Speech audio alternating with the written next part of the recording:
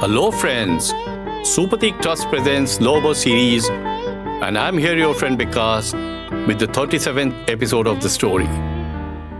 Nisha comes home and shares all Haikuen swimming practices with Pratik. A Japanese friend explained to them that swimming is the most natural activity for a child. The baby in the mother's womb is used to float inside the amniotic fluid. That is why all children always love water immediately after birth. It is a common trait among Japanese people to bath with their child in the Ofuro. The baby feels extremely comfortable inside water. They generally take support of parents' body and slide in and out of water.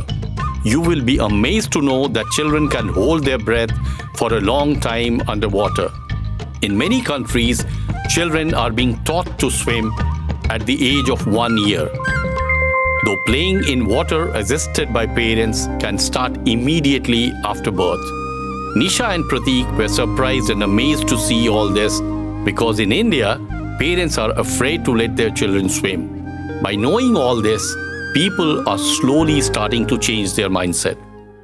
Friends, we will meet again in the next episode. Till then, stay tuned.